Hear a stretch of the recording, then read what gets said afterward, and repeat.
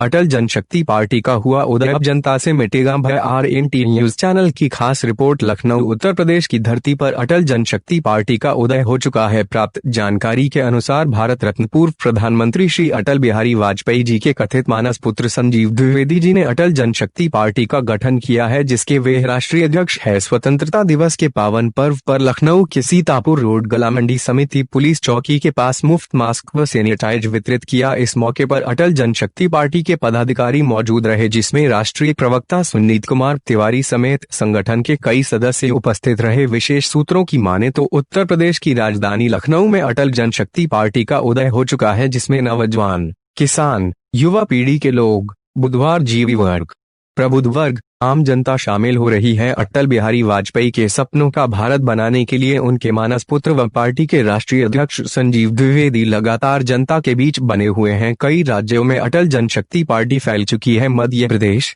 छत्तीसगढ़, झारखंड, बिहार, उत्तराखंड, जम्मू व कश्मीर में भी अटल जनशक्ति पार्टी अपने पैर पसार चुकी है। उत्तर प्रदेश के प्रत्येक जिले में इसका गठन किया जा रहा है। जो लोग मोदी योगी सरकार व भाजपा पार्टी से नाराज चल रहे हैं, वो लोग भी अगर अटल जनशक्ति पार्टी की विचारधारा से सहमत हैं तो उनका स्वागत है। निष्ठावान, कर्मठ, लगनशील व जनता जनार्दन के हितैषी राष्ट्रीय अध्यक्ष संजीव द्विवेदी जी की लोकप्रियता गहराती जा रही है। गौरतलब है कि पूर्व प्रधानमंत्री अटल बिहारी वाजपेयी के मानस पुत्र व अटल जनशक्ति पार्टी के राष्ट्रीय अध्यक्ष संजीव द्विवेदी हूबहू अटल जी की तरह ही कविता पाठ करते हैं, उन्हीं की तरह विद्वान व मिलनसार है। अटल जनशक्ति पार्टी को आगे बढ़ा उनके मानस पुत्र। लखनऊ अटल जनशक्ति पार्टी के राष्ट्रीय अध्यक्ष व अपने को पूर्व प्रधानमंत्री अटल बिहारी वाजपेयी का मानस पुत्र बताने वाले संजीव द्विवेदी एडवोकेट इन दिनों अपनी पार्टी को धार देने के लिए दिन रात संघर्षरत नजर आ रहे हैं। प्राप्त जानकारी के अनुसार पार्टी के राष्ट्रीय प्रवक्ता संजीत कुमार तिवारी, सचिव मदन मोहन शर्मा, महेंद्र गुप्ता समेत कई पदाधिकारी पार्टी को मजबूत बनाने के लिए राष्ट्रीय अध्यक्ष जी के साथ साथ संघर्ष करते नजर आ रहे हैं। विशेष सूत्रों की माने तो राष्ट्रीय अध्यक्ष व अटल जी के मानस पुत्र संजीव द्विवेदी एडवोकेट हूबहू अटल जी की तरह कविता पढ़ते हैं, मिलनसार है, प्रबुद्ध वर्ग में आते हैं, जिनकी अटल जनशक्ति पार्टी तेजी के साथ देश में उभर रही है। कई राज्यों में इसका गठन हो चुका है। राष्ट्रीय अध्यक्ष संजीव द्विवेदी का देश भर में दौरा लगा हुआ है, जिससे अटल जनशक्ति पार्टी मजबूत दिशा की तरफ बढ़ रही है। गौरतलब है कि ईमानदार, कर्मठ व जनता जनार्दन के हितैषी राष्ट्रीय अध्यक्ष संजीव द्विवेदी एडवोकेट की लोकप्रियता बढ़ती हुई नजर आ रही है। आप देख रहे हैं RNT न्यूज चैनल पर। आज एक नई राष्ट्रीय पार्टी का उदय होने जा रहा है, जो कि पूरे भारतवर्ष में फैलती नजर आ रही है। पार्टी का नाम है अटल जनशक्ति पार्टी। इनके हम आज राष्ट्रीय अध्यक्ष से मिलेंगे, जो संजीव द्विवेदी हैं। वो बता रहे हैं कि वो पूर्व प्रधानमंत्री अटल बिहारी वाजपेयी जी को उनके मानस पुत्र हैं, और हम आज उनसे जानेंगे क्या उनकी पार्टी की विचारधारा है, किस तरीके से वो पार्टी को लेकर के चलेंगे और किस तरीके से उनकी पार्टी पूरे देश में कामयाब होगी। हम आज जानेंगे अपने राष्ट्रीय अध्यक्ष संजीव द्विवेदी से। नमस्कार सर। हाँ, मैं आपको बहुत बहुत बधाई देना हूँ, जो आप अटल जी के नाम पर इन्होंने आपने इतनी बड़ी पार्टी बनाई है ना। और मैं आज जानना चाहता हूँ इसका क्या उद्देश्य पार्टी का बनाने का आपका रहा, और किस तरीके से और कब पार्टी आपने ये बनाई और क्या इसके उद्देश्य है। ऐसा कि अटल जनशक्ति पार्टी का उदय श्रद्धेय अटल बिहारी वाजपेयी जी की पीड़ा, अटल जनशक्ति पार्टी का उदय श्रद्धेय अटल बिहारी वाजपेयी जी की पीड़ा से हुआ है। जैसे ब्रह्मा जी कमंडल से गंगा जी का उदय हुआ है, ठीक वैसे अटल बिहारी वाजपेयी जी के मस्तिष्क से, उनकी आवाज से अटल जनशक्ति पार्टी का उदय हुआ है। इसका कारण यह रहा कि मैं 1996 में हाई स्कूल का विद्यार्थी था, और मैंने अटल बिहारी वाजपेयी जी की जब पीड़ा सुनी थी, उन्होंने कहा हार नहीं मानूंगा, रार नहीं ठानूंगा सदन के अंदर। तो मैं हाई स्कूल का विद्यार्थी था, तो मैंने पहली कविता अटल बिहारी वाजपेयी जी की पीड़ा से लिखना शुरू किया। हमारी सरकार धीरे धीरे मैं बड़ा होता गया। मैं जब 2004 में लखनऊ विश्वविद्यालय DAV कॉलेज में LLB करने आया, तो अटल बिहारी वाजपेयी संन्यास ले रहे थे, तो मैंने कृति दृष्टि अटल ये जो है मैंने लिखी। अटल बिहारी वाजपेयी जी के जन्म से लेकर संन्यास तक उनका संघर्ष जी। एक किताब मेरी 11 साल में पूरी हुई लिखते लिखते। अच्छा। जब मैंने किताब को लिखना शुरू किया है, इस बात के लिए इतिहास और ईश्वर साक्षी रहेगा कि मैंने तुलसी का दल गंगा जल ग्रहण करने के पश्चात में लेखनी उठाता था, क्योंकि अटल बिहारी वाजपेयी की जो विचारधारा है वो पवित्र पावन है। इस किताब के माध्यम से जन जन तक ये दृष्टि अटल पहुंचेगी। जब मेरी किताब पब्लिश हुई, मैंने अपने स्वयं के पैसे से, स्वयं का संघर्ष करके वकालत में आने के पश्चात मैंने 2015 में यहाँ के तत्कालीन राज्यपाल आदरणीय श्री राम नाईक जी से मैंने मुलाकात की। मैंने कहा इस किताब का विमोचन कर दीजिएगा, ये मैंने छपाई थी।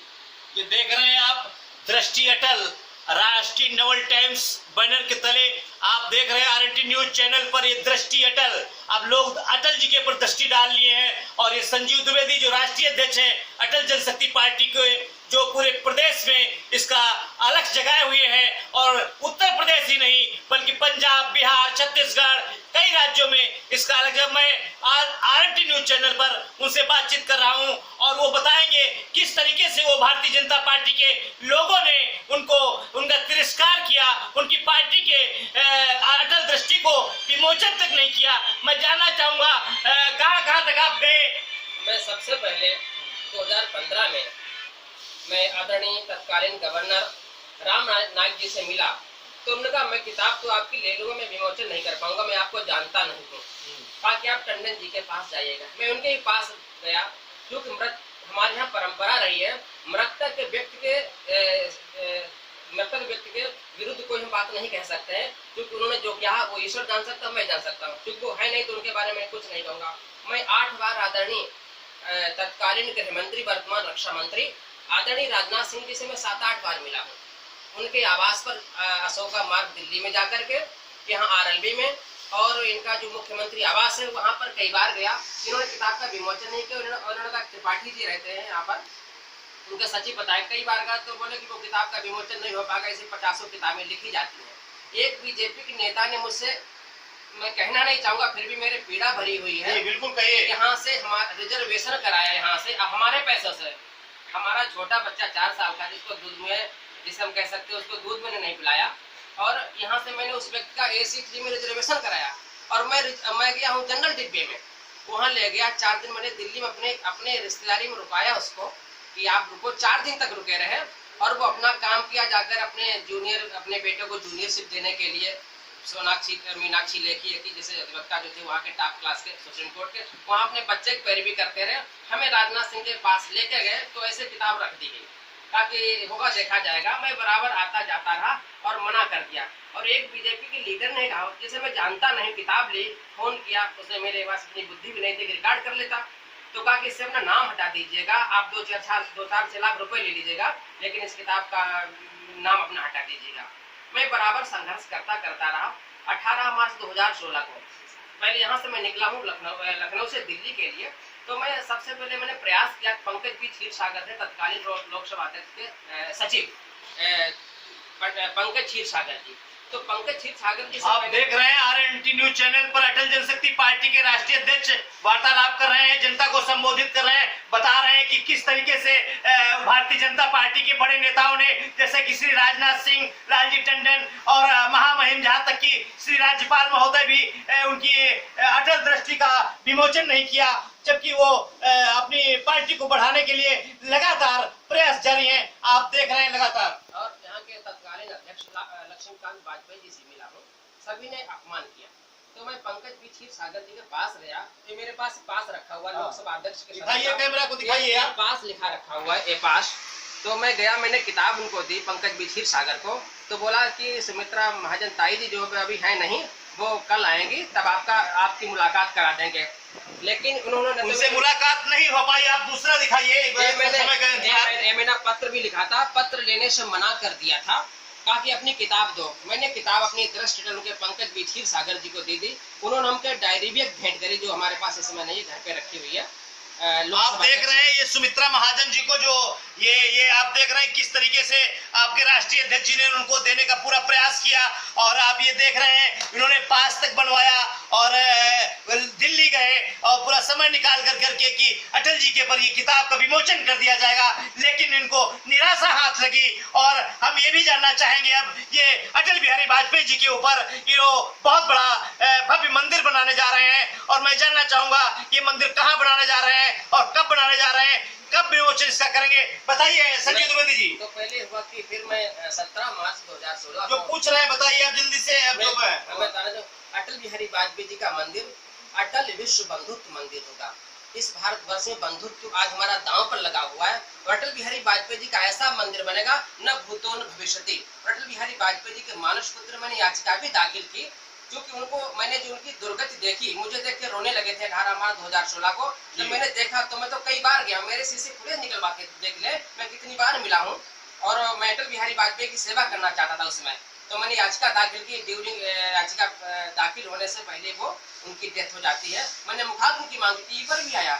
देखिए आप देख रहे हैं कि अटल बिहारी वाजपेयी जी को उनको दाह संस्कार करने के लिए मुखाग्नि तक की अनुमति मांगी और अपने को मानस पुत्र बता रहे हैं श्री संजीव द्विवेदी, और उन्हीं की तरीके से हूबहू कविताएं कहते हैं। उनकी कविताओं को पूरा किया है उन्होंने। अधूरी कविता को, कौन सी अधूरी कविता को पूरा किया, जरा सुनाइए जरा। अटल जी ने कहा था कि मैं जी भर जिया मैं मन से मरूं, लौट कर आऊंगा कुछ से क्यों डरूं। मैंने पूरा किया, मैं वही मन वही पंचभूतों तन, विश्व भर के लिए मैं न्यारूप हूँ। कुछ भी हो गया लौट कर आ गया, मेरे भारत में स्वर्गिक प्रतिरूप है, मेरे भारत में स्वर्गिक प्रतिरूप है। आप देख रहे हैं किस तरीके से उनकी कविता, अधूरी कविता को पूरी किया। अब उनके सपनों को पूरा करने के लिए उन्होंने पार्टी का गठन किया है, अपने को मानस पुत्र बताते हैं। क्या इसके लिए कोई याचिका दायर की है? मैंने याचिका दाखिल की सुप्रीम कोर्ट में। और अटल बिहारी वाजपेयी जब देहांत हो गया है तो अटल बिहारी वाजपेयी जी ने मुझको प्रेरित किया है कि मुखाग्नि मैं तुमसे ही लूंगा, लेकिन सरकार द्वारा मुझे निराशा जो लगी है, इसके लिए आने वाली सदियां शताब्दियां साक्षी होंगी। मंदिर निर्माण से आने वाला समय मानस पुत्र का संदेश पूरे विश्व में जाएगा। अटल जी ने मुझे प्रेरित किया था। मैंने लिखा कि देता अपनी वत्स खड़ाऊं, करना प्रिय जनमत संवाद, लोकतंत्र की परंपरा में रहे सुरक्षित राष्ट्रवाद, देना भारत को नव गौरव, मेरे दृष्टा मानस पूत, संसद संविधान जनमत के बनकर राष्ट्र। अटल जनशक्ति पार्टी को अभी तक आपने भारतवर्ष के किन किन राज्यों में फैलाया है और कितने आपके अभी तक जो है जिलाध्यक्ष वगैरह घोषित हुए, बताने की कृपा करें।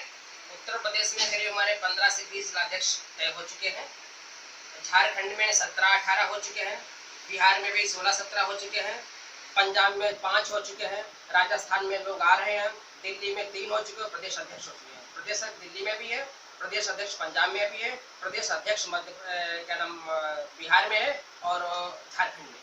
किस किस तरीके से आप इसको आगे बढ़ाने का प्रयास करेंगे? क्या आप जनता को क्या समझाएंगे, क्या बताएंगे? ये बताएंगे आपको। हुआ लोग जनमत विचारों चारा, हुआ लोग जनमत विचारों चारा, सदन आज संसद कफनों सहारा, नहीं कृष्ण कोई नजर आ रहा है, सदन से स्वयं ही धर्म जा रहा है। सदन से स्वयं धर्म ही जा रहा है। अगर धर्म को बचाना है तो बता रहे हैं हमारे संजीव द्विवेदी कि अटल जनशक्ति पार्टी को चुनना होगा। जनता को वो अपनी बात को लेकर के जाएंगे। अब पार्टी के राष्ट्रीय प्रवक्ता जी से भी पूछेंगे कि वो किस तरीके से पार्टी का उनका क्या मूल उद्देश्य है, और वो बताएंगे हमारे श्री संजीव द्विवेदी जी। संजीत तिवारी जी एडवोकेट, जो हाई कोर्ट के मैनेजर एडवोकेट हैं और वो पार्टी के राष्ट्रीय प्रवक्ता बनाए गए हैं। उनके योग्यता के आधार पर उनको अटल जी के पार्टी में स्थान मिला है। हम जानना चाहेंगे, बताइए क्या उद्देश्य है तिवारी जी? हमारी पार्टी का उद्देश्य है, जो हमारे आज युवा है, युवा बहुत सारी पार्टियों में झंडा लेके टहल रहे हैं, उनका कोई सुनने वाला नहीं है, सिर्फ उनका इस्तेमाल किया जा रहा है। किसी भी पार्टी में चले जाइए आप, सिर्फ उनका इस्तेमाल किया जा रहा है। उनकी क्षमता, उनकी बौद्धिक क्षमता, उनकी मेहनत के अनुसार उनको काम नहीं दिया जा रहा है। उनका कोई सोचने वाला नहीं है, किसी को भी उनके बारे में सोचने का समय नहीं है। सिर्फ आदमी जो भी राजनेता है सिर्फ अपनी रोटियां सेकना चाहते हैं, सिर्फ अपना मतलब निकालना चाहते हैं, सिर्फ अपने ही मतलब के लिए उनको इस्तेमाल कर रहे हैं। हम उन युवाओं का आह्वान करना चाहते हैं आपके माध्यम से, हमारी पार्टी में आवें, जुड़ें। हम उनको जो है एक प्लेटफॉर्म देंगे जिससे वो अपनी जो है आवाज़ बुलंद कर सकें, अपनी आवाज़ सरकार तक पहुंचा सकें। वो जो है अपने जो है अपने दम पर, अपनी अपनी क्षमता के अनुसार, वो अपनी क्षमता के अनुसार जो है पार्टी को आगे बढ़ा सके।